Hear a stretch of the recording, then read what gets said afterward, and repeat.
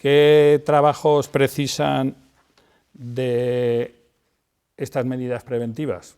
Pues los trabajos los hemos agrupado también en 4 grupos, perdón. Los trabajos de emergencia, los trabajos de reparación, refuerzo o sustitución, los trabajos de mantenimiento y los trabajos de demolición. Veamos primero los trabajos de emergencia. En una actuación de emergencia es una actuación inmediata que se realiza para devolver la seguridad lo antes posible al producirse un colapso o existir un riesgo inminente de que se vaya a producir ese colapso en un elemento del edificio o en la totalidad del edificio. En este caso, la habitabilidad queda en segundo lugar. Primero es necesario primar la seguridad del edificio y de la gente que está en el entorno. Hay que notificar a bomberos y policía en el caso de desalojo o que no se cumplan las órdenes que hemos dado a la comunidad. Y como técnicos, recordar lo que he dicho antes, que solo podemos recomendar y no ordenar. Otra de las actuaciones sería la reparación, refuerzo o sustitución. Esta ya es una actuación programada. Como actuación programada precisa de un proyecto o un anexo dentro de un proyecto donde hay que definir esos elementos que vamos a instalar y cuál es el proceso de instalación. Los cálculos que se han empleado para definirlos, tanto de estabilidad como de resistencia, y valorar bien todo lo que es la medida, su instalación, su desmontaje y cualquier modificación, no olvidando lo que hemos comentado en puntos anteriores, si es necesario un desalojo o una mudanza o hay que aplicar algunas tasas municipales. En este caso, las medidas preventivas tienen que permitir obras en el edificio, porque es lo que habíamos previsto anteriormente. Entonces, tienen que permitir los procesos constructivos, la movilidad de esos trabajadores durante la obra, es decir, para que no se tenga que modificar ninguna medida, y el desplazamiento de maquinaria, tanto por el exterior como por el interior del edificio. Ahí en la fotografía podéis ver un apuntalamiento que se ha realizado y permite ejecutar bien un refuerzo de un pilar. Es decir, ya se tuvo la previsión de separar los puntales de la zona de actuación. Y en caso de que el edificio esté ocupado parcialmente o totalmente, esas actuaciones tienen que permitir la habitabilidad del edificio, tienen que permitir el uso de la vivienda.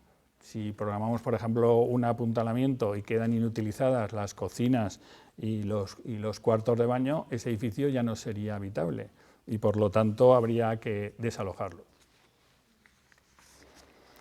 Otras actuaciones serían las actuaciones de mantenimiento, que se dan en edificios que están dañados y no hay una previsión de reparación, por alguna de estas 3 razones. Por economía, es decir, no tienen recursos para realizar esa reparación, o están realizando derramas en la comunidad para poder ejecutar esta reparación, o están en trámite de ayudas. Entonces, tenemos que mantener ese edificio hasta que se puedan ejecutar esas obras.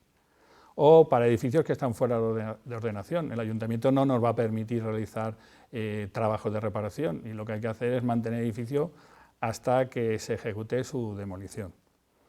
También serían en edificios que están en el trámite de una ruina. Es decir, mientras no se resuelva el expediente administrativo judicial, el edificio hay que mantenerlo, para que cuando al final se decida si se va a reparar o se va a demoler el edificio.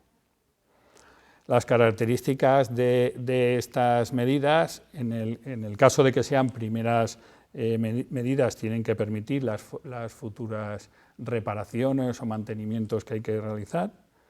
Pueden ser también medidas de mantenimiento, es decir, que ya anteriormente ya han ejecutado esas medidas otro equipo. Tienen que permitir los trabajos posteriores y la accesibilidad, como hemos dicho, de trabajadores, usuarios y técnicos.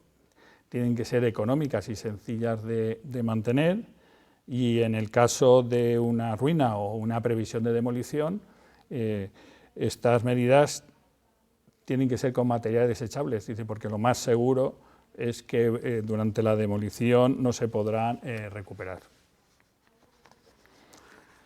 En actuaciones de demolición Las medidas preventivas lo que pretenden es evitar hundimientos incontrolados.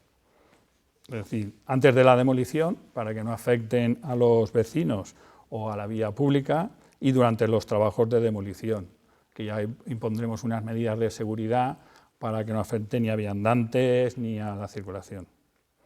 Y tras la demolición, ahí hay que ver las ordenanzas de cada municipio, pero en principio hay que realizar un vallado del solar, realizar un drenaje de ese solar resultante para que no se acumule el agua de lluvia y reparar las medianeras de los edificios, con una consolidación de esas medianeras, una impermeabilización y un aislamiento térmico. Ojo con el aislamiento térmico porque tiene que estar protegido para que no lo dañe los rayos solares y en caso de incendio puede ser muy perjudicial. Hay que cuidar mucho cuál es el tratamiento que damos a esa medianera en cuanto al aislamiento térmico.